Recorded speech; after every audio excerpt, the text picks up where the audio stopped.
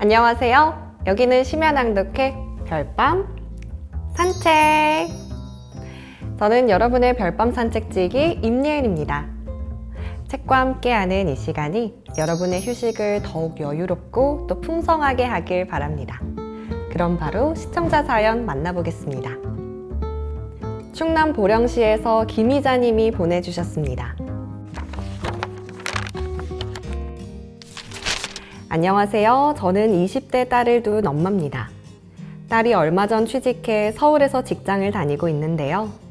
저희 때는 저축만이 돈을 모으는 거의 유일한 방법이라고 생각해서 아껴 쓰고 또 허리띠를 졸라맸지만 딸 세대는 경제에 대해 잘 알수록 또 다양한 방법으로 돈을 모으고 또 불릴 수 있는 것 같더라고요. 나중에 결혼도 하고 또 집도 마련하려면 지금부터라도 경제를 알아야 할 텐데 제가 가르쳐주는 것보다 학교 선생님처럼 그 분야를 잘 아는 분에게 배워 세상을 잘 살아갔으면 좋겠습니다. 김희자님 안녕하세요. 이렇게 따님을 위해 책 추천 사연도 보내주시고 어머니의 마음이 참 따뜻한 것 같습니다. 경제 초보자도 기초부터 이해하기 쉽고 또 실전까지 탄탄히 배워가는 책이 있습니다. 바로 김광석 교수의 경제 읽어주는 남자의 15분 경제 특강입니다.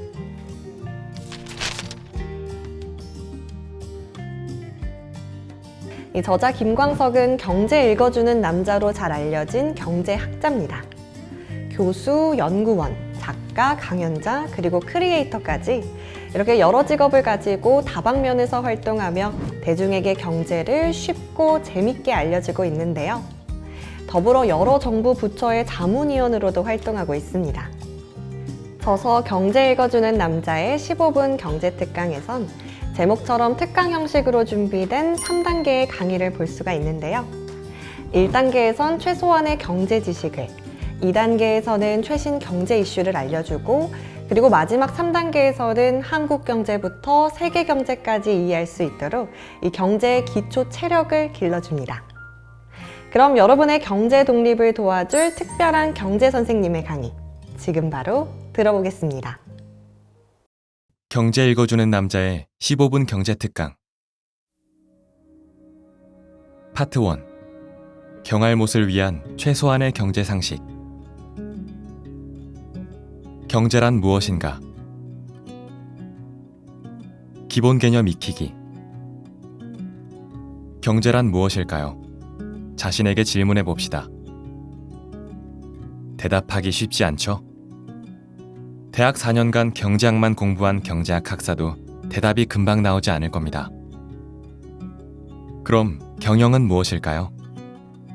역시 대답하기 어렵죠. 마찬가지로 경영학을 전공한 경영학 학사도 쉽게 대답하지 못합니다. 그렇다면 경제와 경영에는 어떤 차이가 있을까요? 아마도 그게 그거 아냐? 비슷한 것 같은데? 라고 생각하는 사람이 대부분일 겁니다. 흔히 경제가 성장해야 한다고 이야기하는데 여기서 성장은 도대체 무슨 의미일까요? 경제 성장률이라는 지표도 있고 최근에는 저성장이라는 말도 자주 들립니다. 말 그대로 성장 속도가 낮다는 의미인데 어느 정도여야 낮다고 말하는 걸까요? 경제 성장률이 어느 수준일 때 저성장이라고 할까요? 실업률이라는 지표도 있죠. 실업률이 높아 문제라는데 수치가 얼마나 되기에 문제라고 하는 걸까요? 저는 강연을 할 때 종종 실업률이 몇 %일지 예상해보라고 질문합니다. 그러면 20%다, 30%다 하고 답합니다. 이는 현실과는 너무 동떨어진 수치예요. 우리나라는 실업률 통계를 기록한 이후 어쩌면 건국 이래 실업률이 20%를 넘어간 적이 없습니다. 최근에도 실업률이 높다고 하지만 2021년과 2022년 실업률은 각각 3.7%, 2.9%였고 2023년 현재 경기 침체 국면에도 3%대를 기록하고 있습니다. 흔히 생각하고 체감하는 것과 실업률이라는 개념 간의 차이가 큰 셈이죠. 청년 실업률에 대해서도 학생들에게 물어봅니다. 그러면 대부분 30에서 40%라고 대답합니다. 앞으로 자세히 살펴보겠지만 이 역시 너무나 터무니없는 수치예요. 경제라는 단어를 일상적으로 사용하지만 그 의미를 정확하게 이해하는 사람은 매우 드뭅니다. 앞서 본 기초적인 질문에도 아마 대부분이 고개를 갸웃거리며 대답을 망설였을 거예요. 요즘 땡알못, 그러니까 땡땡을 잘 알지 못하는 사람이라는 줄임말이 유행하고 있죠. 이 책은 경알못, 즉 경제를 잘 알지 못하는 사람을 위한 책입니다. 전국의 모든 경알못이 쉽게 이해할 수 있도록 경제를 읽어주고자 합니다. 그러니까 저는 경제 읽어주는 남자, 즉 경익남입니다. 실제 경제가 어떻게 돌아가는지, 그리고 대두되는 이슈들을 어떻게 해석하는지 알려드리겠습니다. 교과서에서는 절대 찾을 수 없는 이야기들을 만나면 당신도 경알못에서 통쾌하게 탈출할 수 있을 것입니다. 숲 바깥에서 바라본 경제라는 나무. 우선 경제의 정의부터 내려볼까요? 경제라는 나무를 이해하기 위해서는 최대한 멀리 떨어져서 봐야 해요. 경제가 속해 있는 숲을 먼저 봐야 합니다. 숲을 충분히 살펴본 다음 나무를 들여다보기로 합시다. 우리는 초등학교, 중학교, 고등학교 시절 중간고사 때마다 괄호 3개짜리 단골 시험 문제를 만났어요. 경제의 3대 주체는 무엇인가? 처음에는 틀렸을지 모르지만 하도 반복되다 보니 나중에는 문제를 보자마자 답을 딱 적었을 거예요. 지금은 어떤가요? 알긴 아는데 뭐였더라 싶지 않나요? 이해하지 않고 단순히 외웠기 때문에 기억나지 않는 것이죠. 저 역시 학창시절에는 외우기에 바빴답니다. 하나 더, 기억을 조금 더 더듬어 보면 다음 그림도 생각날 겁니다. 원 3개를 삼각형 모양으로 배치해 놓고 화살표를 그리며 설명하시던 선생님이 떠오를지도 몰라요. 정답이 나왔네요. 경제의 3대 주체는 가게, 기업, 정부입니다. 우선 정부는 가게와 기업에 무엇을 주죠? 우리가 매일 쓰고 있는 전기, 수도, 도로, 다리, 공원, 경찰 서비스, 국방 서비스, 법률 서비스 등을 제공합니다. 이렇게 정부가 생산하는 것들을 공공재라고 합니다. 공공재와 반대되는 개념은 민간재입니다. 공공재는 정부가 생산하는 것, 민간재는 민간기업이 생산하는 것이죠. 둘을 구분하는 기준은 생산의 주체가 다르다는 것 외에 경제 원칙도 있습니다. 즉, 효율성을 택할 것이냐, 형평성을 택할 것이냐 하는 점입니다. 민간재는 효율성이 중요한 생산물이고 공공재는 형평성이 중요한 생산물입니다. 예를 들어 전기를 볼까요? 효율성의 논리로만 따진다면 울릉도에는 전기가 공급돼선 안 됩니다. 인적이 드문 산이나 섬에 수도시설이 들어가서도 안 되고요.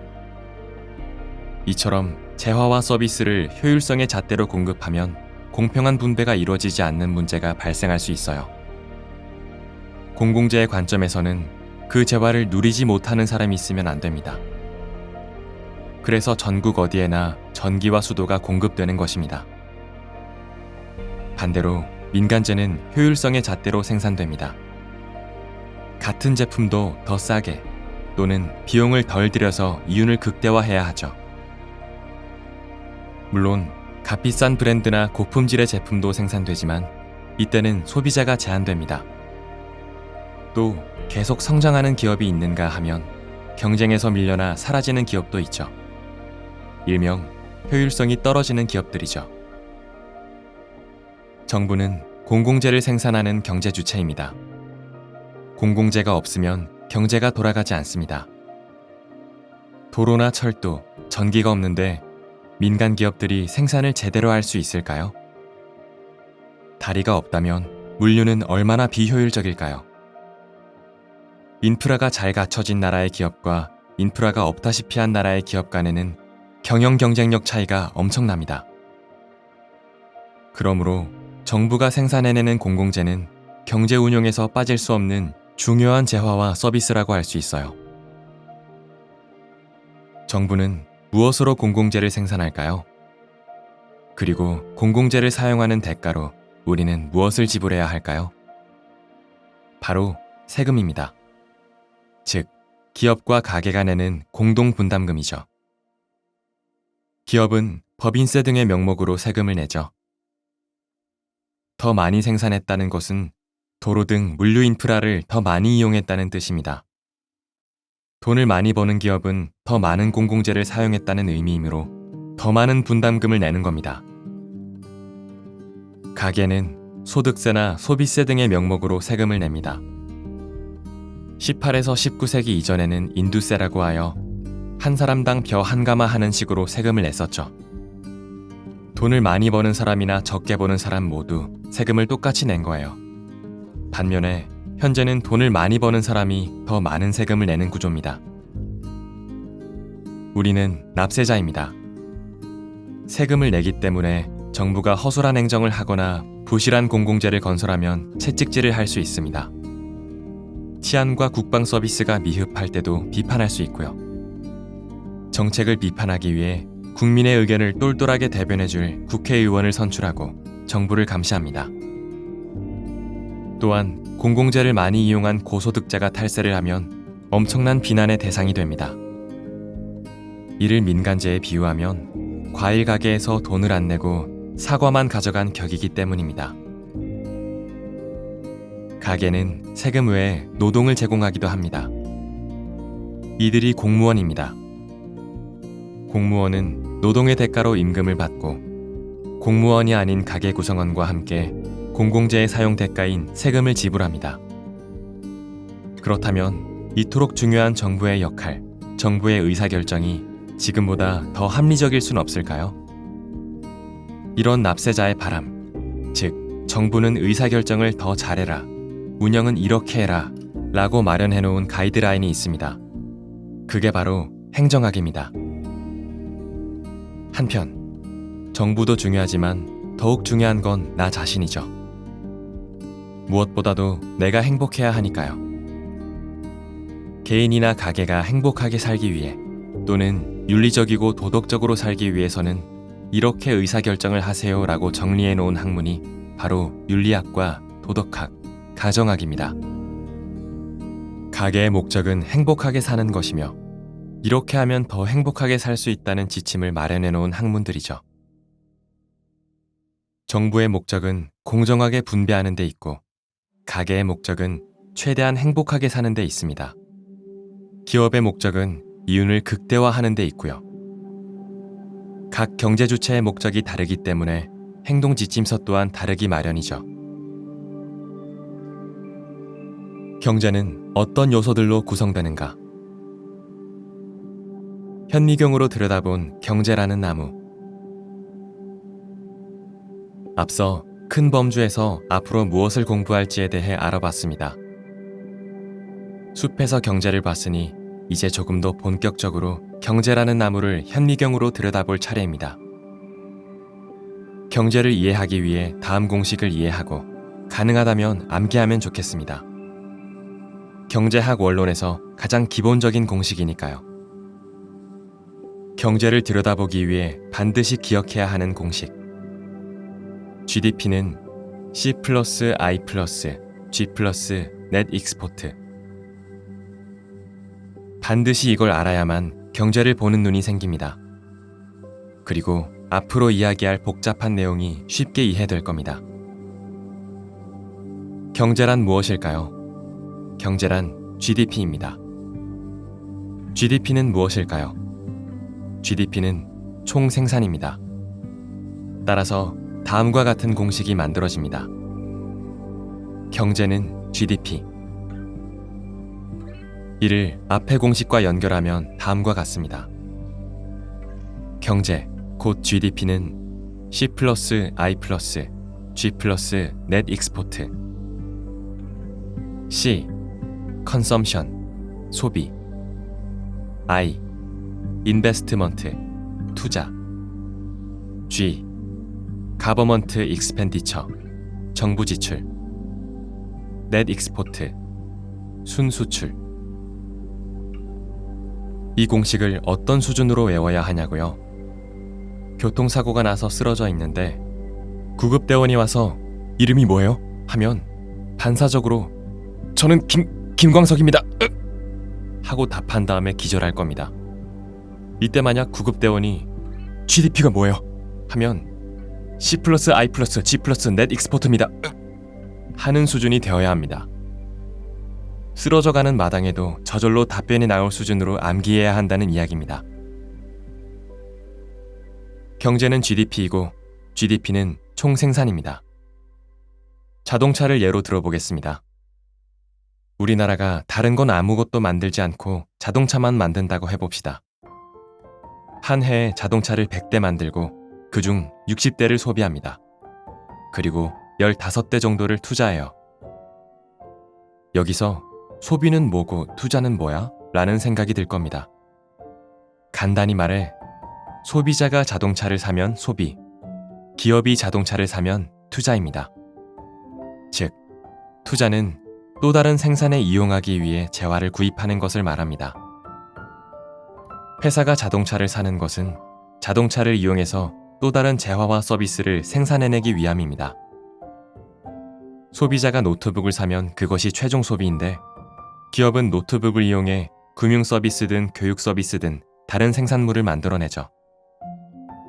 이처럼 무언가를 생산해내기 위해서 산 것을 투자라고 합니다. 소비와 투자는 그런 면에서 조금 다릅니다. 그렇다면 소비와 투자를 더하면 무엇이 될까요? 바로 내수입니다.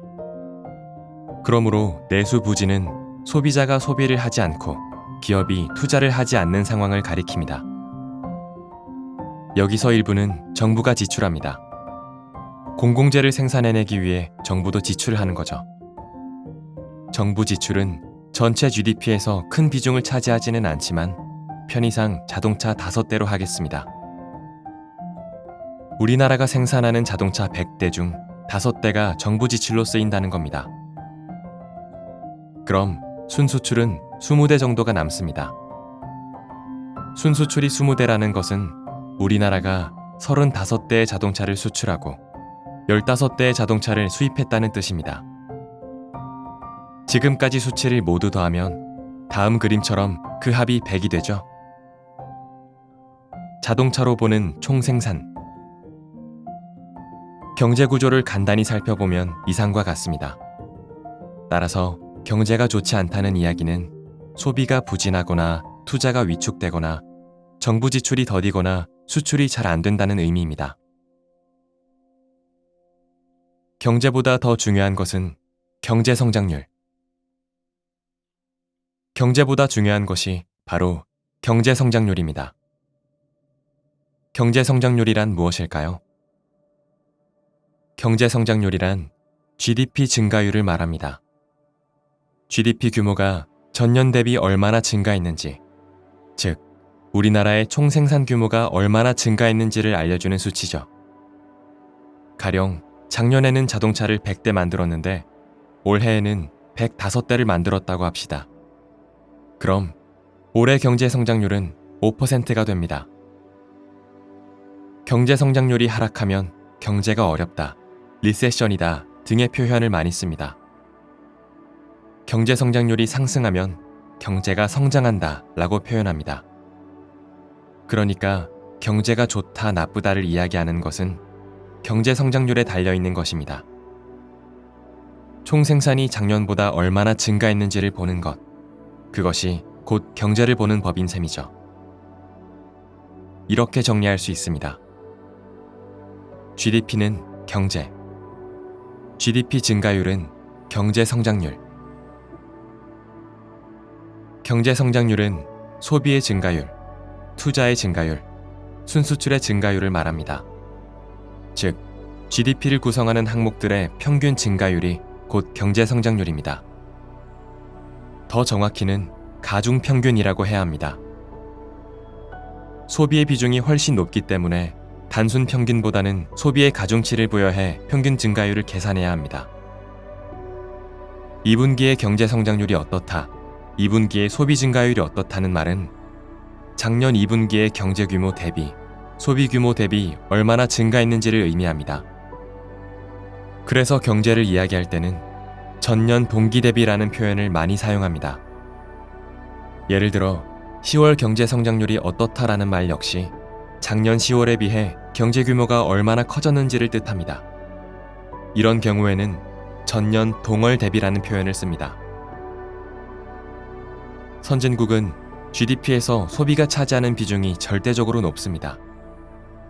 미국 같은 나라는 그 비중이 약 70%입니다.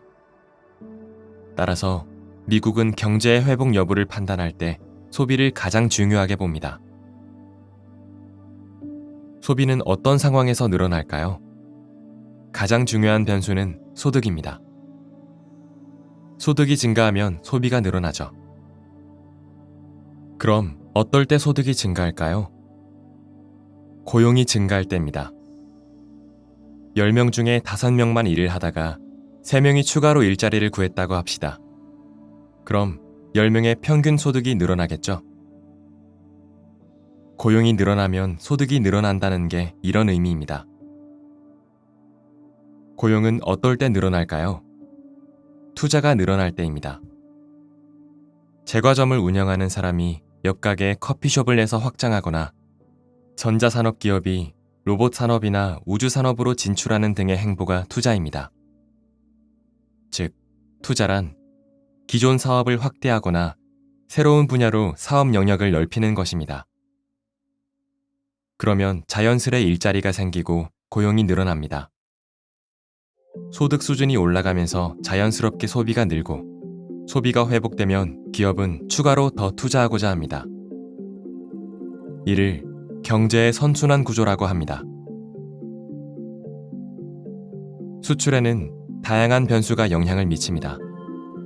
대표적인 예로 환율과 금리가 있죠.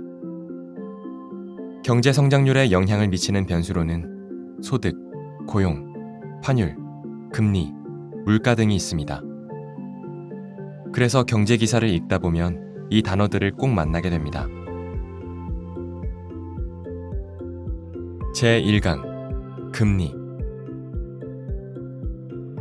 금리가 오르면 부동산 가격이 떨어진다? 기준금리 때문에 참 시끌시끌합니다.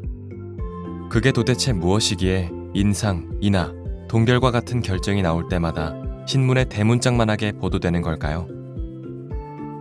뉴스에서는 그 배경과 향방에 관해 몇 번이고 후속 보도를 하기도 하고요. 우리나라는 머나먼 미국에서 기준금리를 인상한다는 소식이 들려도 떠들썩해집니다. 왜 기준금리의 인상, 인하, 동결에 따라 주식이 급등락하고 장세가 요란하게 움직이고 세상이 긴박하게 대응할까요? 우선 단순하게 생각해 봅시다. 금리가 올라가면 돈을 많이 들고 있는 사람은 부자가 됩니다. 반면에 부동산을 많이 보유한 사람은 가난해져요. 부동산 가격이 떨어지기 때문입니다. 이처럼 금리는 개인의 소득, 개인의 가난과 부를 결정하기 때문에 모두에게 매우 중요합니다. 기업 입장에서는 금리가 주가의 급등락을 결정할 수도 있기 때문에 중요하죠. 금리란 무엇일까요? 기준금리를 이야기하기 전에 금리부터 짚고 넘어가겠습니다. 금리란 무엇일까요? 금리는 돈의 가치입니다. 그러니까 금리가 올라간다는 말은 돈의 가치가 높아진다는 뜻이에요. 금리가 떨어진다는 것은 돈의 가치가 떨어진다는 뜻이겠죠. 금리는 돈의 가치. 경제에서 가장 핵심적인 단어 2가지를 꼽으라면 아마도 금리와 물가일 것입니다. 그럼 물가는 무엇일까요? 물건의 가치입니다. 물가는 물건의 가치. 예를 들어 작년에는 생수 한 병을 1,000원에 샀습니다. 그런데 올해에는 2,000원을 달라고 합니다. 작년에는 1,000원이었던 물건의 값이 2,000원이 되었으니 이 물건의 가치는 2배로 커진 겁니다. 그럼 반대로 생각해 봅시다. 이 물건을 구매하는 데 사용한 돈의 가치는 어떻게 됐습니까? 작년에는 1,000원짜리 한 장만 주고도 샀는데 올해에는 2장을 줘야 합니다. 결국 돈의 가치가 떨어진 겁니다. 돈의 힘이 줄어든 거죠. 물건의 가격이 오른다는 것은 돈의 가치가 떨어진다는 것과 같은 말입니다. 이를 다음과 같이 정리할 수 있습니다. 금리와 물가는 반비례한다. 물건의 가치가 물가이고 돈의 가치가 금리이니까 물가와 금리는 반비례합니다. 이를 간단히 정리해보면 다음과 같습니다. 금리와 물가, 금리와 투자의 관계. 앞서 금리가 올라가면 반대로 물건의 가치는 떨어진다고 했습니다. 여기서 물건이란 우리가 평소에 생각하는 것들 뿐만 아니라 부동산, 주식, 그 밖의 내구재를 모두 포함합니다. 부동산과 주식을 물건으로 분류하니 어색할 수도 있지만 경제학에서는 이것들을 모두 물건이라고 칭합니다. 여기에 내구재라는 어려운 말까지 끼어들었는데요. 우리가 구매하는 상품은 사용기간에 따라 내구재, 준내구재, 비내구재로 구분합니다. 먼저 비내구재는 구매 후 바로 없어지는 소비재를 말합니다. 대표적으로 식료품이 있습니다. 한 번 사면 1년 이상 사용하는 소비재를 준내구재라고 합니다. 의류 등이 있죠. 내구재는 보통 1년 이상 쓰면서도 가격도 고가인 것들을 의미합니다. 휴대전화라든가 자동차, 가전제품, 가구 등을 예로 들 수 있습니다. 왜 금리가 상승하면 물건의 가치가 떨어질까요? 첫 번째, 앞서 봤듯 물건과 돈의 가치가 반비례하기 때문입니다. 두 번째, 금리가 오른다는 것은 곧 저축금리도 오른다는 뜻이기 때문입니다. 굳이 주식 투자를 할 필요가 없어지는 거죠. 저축금리가 5%라면 주식 등의 투자에 5%가 넘는 수익을 거두지 못할 바에야 은행에 투자하는 게 낫겠죠? 저축 역시 투자니까요. 결국 금리가 오르면 주식이나 부동산으로 몰렸던 돈이 은행으로 이동합니다. 그러니까 당연히 물건의 가치가 떨어집니다. 세 번째는 또 다른 측면입니다. 우리는 보통 내 돈만으로 투자하지 않습니다. 대출에 의존하죠. 금리가 올라가면 대출금리도 올라갑니다. 기업과 가게 입장에서는 돈을 빌리는 비용이 더 비싸지는 겁니다. 1억 원을 빌릴 때 월 이자가 30만 원이었는데 이제 60만 원을 내야 한다고 합시다. 그럼 돈을 빌릴 때 부담이 되겠죠? 대출에 의존해 집을 사고 싶지 않아집니다. 결국 수요가 부족해지고 부동산 가치가 떨어집니다. 주식도 마찬가지입니다. 주식회사 입장에서는 기업 경영을 위해 필요한 자본이 있는데요. 자본은 자기 자본과 타인 자본으로 구성됩니다. 자기 자본은 주식, 타인 자본은 쉽게 말해 빌린 돈입니다. 그런데 돈을 빌리는 비용이 비싸지면 기업들이 굳이 돈을 빌려가면서까지 과감히 투자하려 하지 않습니다. 같은 규모의 돈을 빌리더라도 더 많은 대출 이자를 내야 하기 때문이죠. 이런 상황이면 당연히 주식 가치도 떨어집니다. 금리가 올라가면 가게 역시 적극적으로 소비하지 않습니다. 내구재의 가치가 떨어지기 때문입니다. 금리가 낮으면 과감히 돈을 빌려 자동차 등과 같은 내구재를 살 수 있겠죠. 그런 원리에서 금리가 떨어지면 소비가 회복될 수 있습니다. 반대로 금리가 높아지면 소비도 위축되겠죠. 제2강 물가. 물가는 물건의 가격. 물가가 뭐가 그렇게 중요해서 물가 안정이 얼마나 중요하기에 한국은행이 물가 하는 것일까요? 이번에는 물가에 대해 이야기해 보겠습니다. 앞서 금리란 돈의 가치라고 말씀드렸습니다. 돈으로 무엇을 삽니까? 집도 사고 주식도 사고 매일 장도 보잖아요. 이것들이 다 물건입니다. 즉, 물가는 돈을 주고 바꾸는 모든 것이고, 그래서 물가는 경제를 구성하는 굉장히 중요한 변수입니다. 물가는 물건의 가격입니다. 1980년대에는 짜장면 한 그릇에 500원 정도 했어요. 지금 짜장면은 5,000원이 넘습니다. 짜장면 가격이 10배 이상 올랐네요. 짜장면의 가치도 올랐나요? 그때는 짜장면이 졸업식 날에나 먹을 수 있던 음식이었어요. 짜장면의 가치는 그때에 비하면 오히려 떨어졌습니다. 짜장면의 가치는 떨어졌는데 가격은 왜 10배나 올랐을까요? 돈의 가치가 떨어졌기 때문입니다. 물가와 관련된 주요 용어. 물가와 관련된 여러 용어들을 먼저 정리해 봅시다. 물가 관련 용어. 인플레이션, 디스인플레이션, 디플레이션, 디프레션. 인플레이션은 인플레이트에서 유래됐습니다. 예를 들어 풍선에 바람을 불어넣어요. 이때 공기의 무게가 0이라고 가정해 볼게요. 이때 풍선이 커지면 무게도 무거워집니까? 풍선의 무게는 똑같습니다. 다시 말해 물건의 가치는 그대로인데 가격만 너무 오른 것을 인플레이트라고 하고, 인플레이션은 물가 상승률을 뜻합니다. 디스인플레이션은 물가 상승세가 없다는 의미입니다. 디플레이션은 인플레이션의 반대말이죠.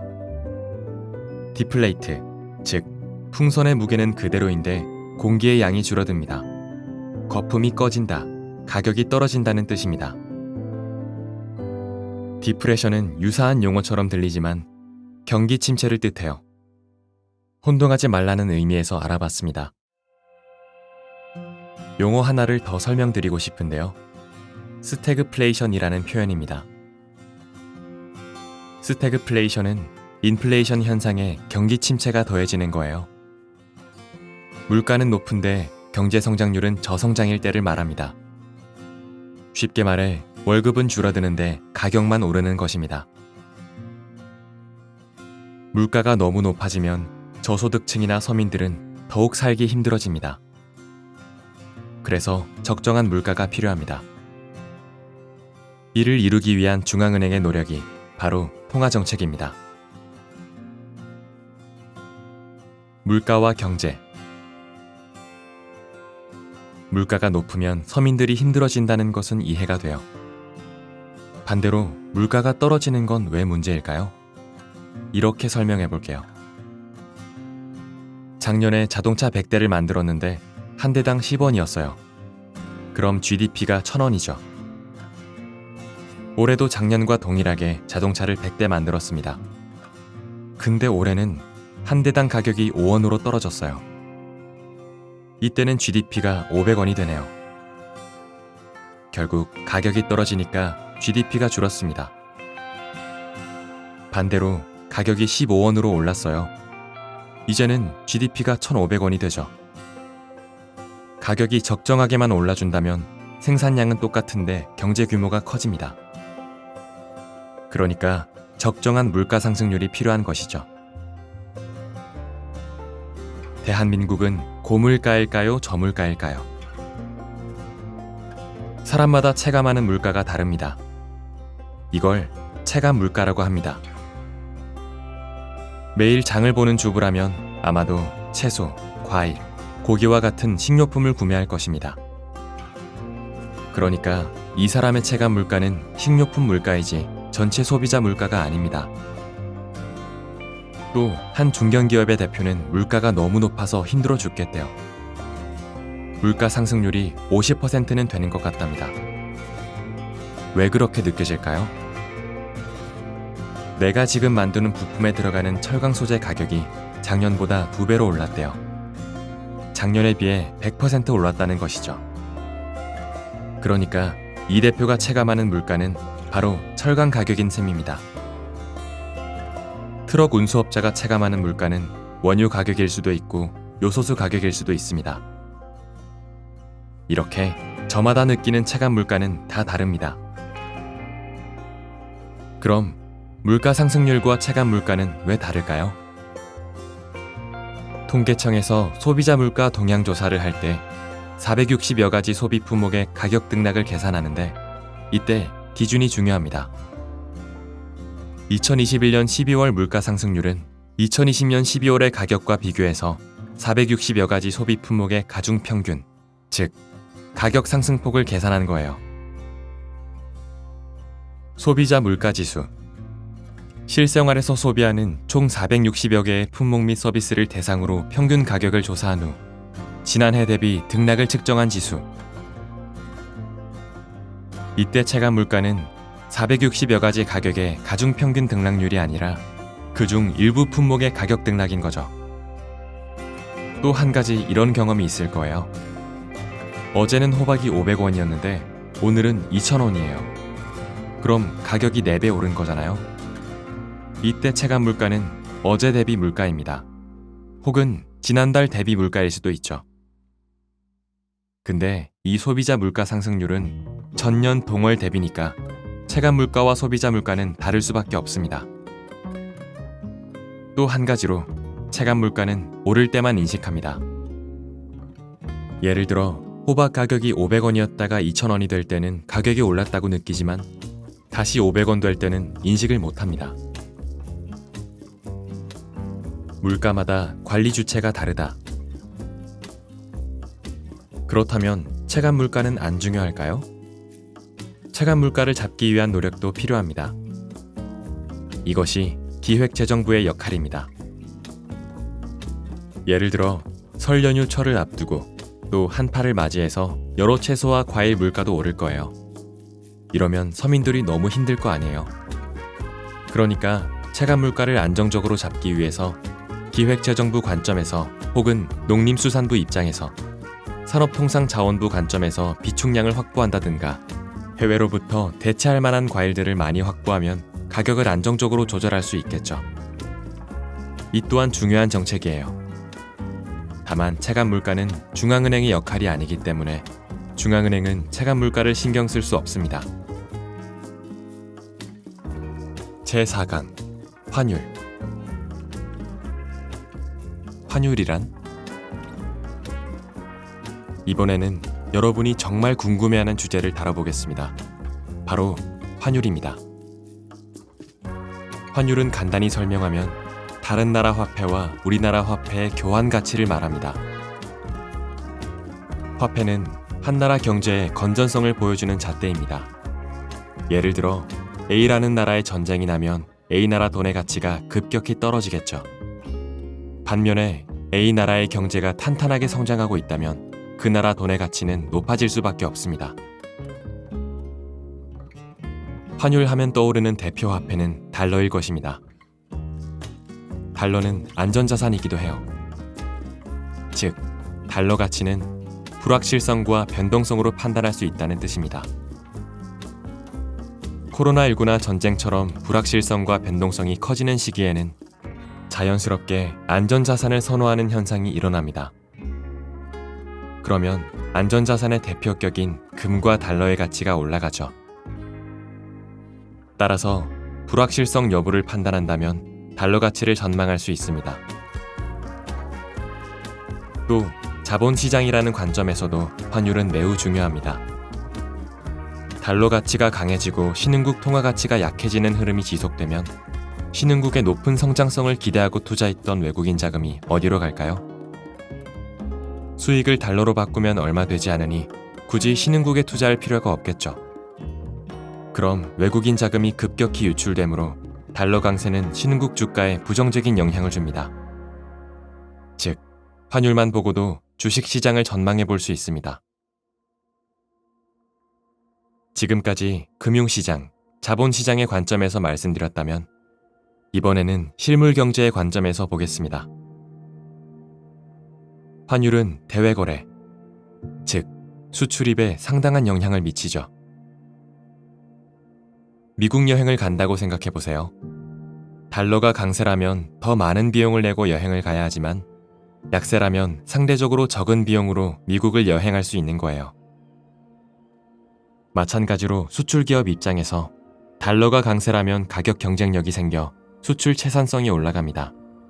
이때는 가격을 좀 낮춰도 수익이 높기 때문입니다. 하지만 수입 기업 입장에서는 달러 강세 앞에서 웃을 수 없는 상황입니다. 수입 기업은 달러가 약세 기조일 때 값싸게 수입해서 비싸게 한국에 팔 수 있기 때문입니다. 이처럼 수출입이라는 기업의 이익에도 직결되는 이슈가 환율입니다. 러시아 우크라이나 전쟁으로 보는 환율 변동의 원리. 환율의 기본 개념을 정리해봤다면 이제 환율이 움직이는 원리에 대해 알아보겠습니다. VIX는 불확실성을 나타내는 대표적인 지표로 주식시장의 변동폭을 보여주기도 합니다. 2020년 1분기 미국과 유럽을 중심으로 코로나19 팬데믹이 확산되는 지점에 불확실성이 고조되면서 변동폭이 커지죠. 그때 상대적으로 안전자산인 달러와 금의 가치가 급격히 오르겠죠. 그리고 2022년 2월에 러시아가 우크라이나를 침공했습니다. 이때 달러 가치는 어떻게 움직였을까요? 달러 인덱스 그래프를 보면 달러 가치가 어떻게 움직이는지를 확인할 수 있습니다.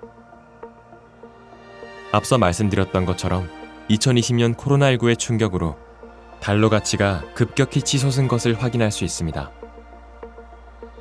이후 2021년부터 2022년까지 미국 경제가 탄탄하게 회복되는 분위기 속에서 달러의 강세 기조가 유지되다가 최근 러시아의 우크라이나 침공으로 전쟁이라는 불확실성이 고조되자마자 달러 가치가 급격히 솟아오르죠. 그러다가 이제 전쟁의 불확실성이 완화됩니다. 왜냐하면 미국이나 유럽 같은 러시아의 상대국들이 러시아에 강력한 경제 제재를 가하기 시작했기 때문입니다. 이 분위기가 계속된다면 러시아는 경제적으로 고립될 수밖에 없고 전쟁을 더 이상 확산시킬 수 없겠다는 추정이 가능해집니다. 이미 알고 있다면 이는 더 이상 불확실성이 아니므로 달러 가치가 약세로 전환되기 시작합니다. 강의 잘 들으셨을까요? 저도 평소 어렴풋하게 알고 있던 경제 개념을 확실하게 알 수 있어서 좋았습니다. 오늘 소개해드린 책이 여러분의 현명한 경제 생활에 도움이 되었으면 좋겠습니다. 그럼 저는 다음 시간에도 좋은 책으로 찾아뵐게요. 좋은 밤, 별밤 되세요.